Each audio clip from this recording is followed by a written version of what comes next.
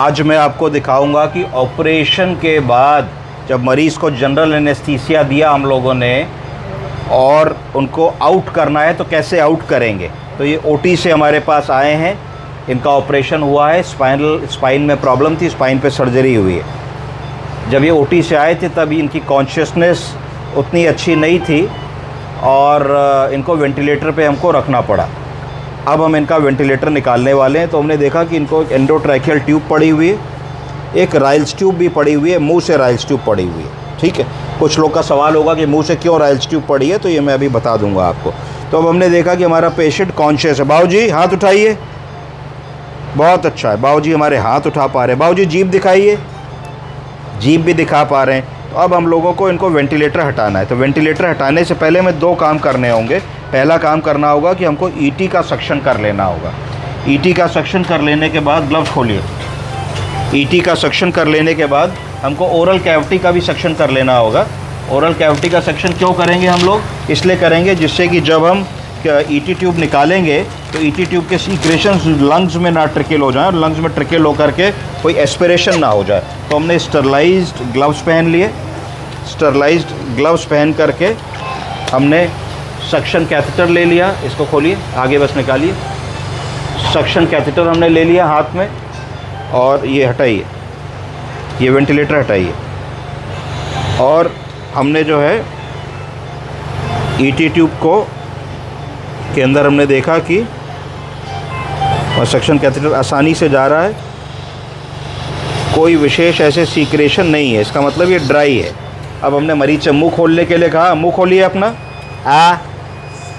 बड़ा सा मुंह खोलिए। जब हम अंदर जाएंगे तो इसको नहीं दबाएंगे। हमने मुंह खोला मरीज का, कुछ नहीं होगा, दर्द नहीं होगा, खोलिए, मुंह खोलिए।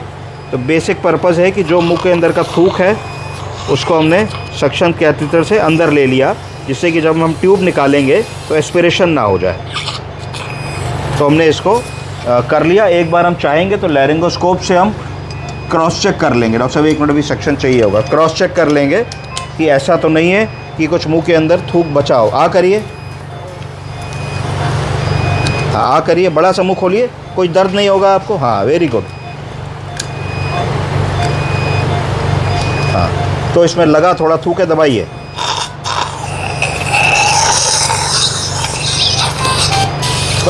तो हम लोगों ने नहीं, ये नहीं करिए। तो हम लोगों ने ये सीक्रेशंस इनके निकाल लिए।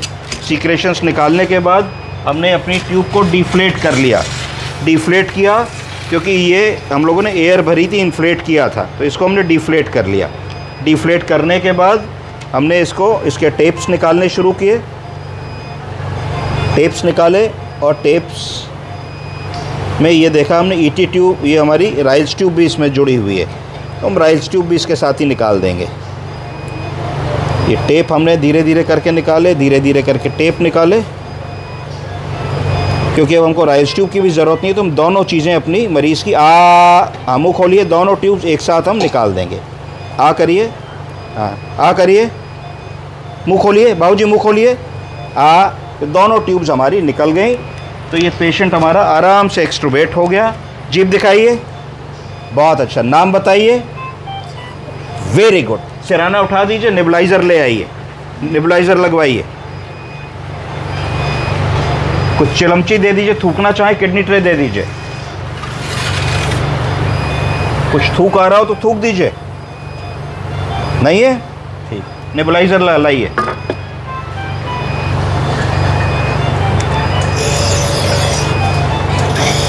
तो हम थोड़ा सा ब्रोंकोडायलेटर से नेबुलाइज कर देंगे, गहरी सांस लीजिए। इसके बाद फिर स्टीम इनहेलेशन करा देंगे इनको हम लोग, और एग्रेसिव चेस्ट फिजियोथेरेपी और स्पायरोमेट्री कराएंगे। गहरी सांस लीजिए। ये हो गया हमारा पेशेंट वेंटिलेटर से आउट। अगर हम मॉनिटर देखें तो ये अपना 96-97 का इनका पल्स रेट चल रहा है, 92-93 रूम एयर पे इनका SpO2 चल रहा है। पेशेंट हमारे कंफर्टेबल हैं। तो इस तरीके से कई बार ऑपरेशन में पेशेंट एक्सट्रूबेट नहीं हो पाते हैं, वो डीपली सेडेटेड होते हैं, तो वो कुछ आवर्स ऑफ ऑब्जर्वेशन के बाद आसानी से एक्सट्रूबेट किए जा सकते हैं। Thank you.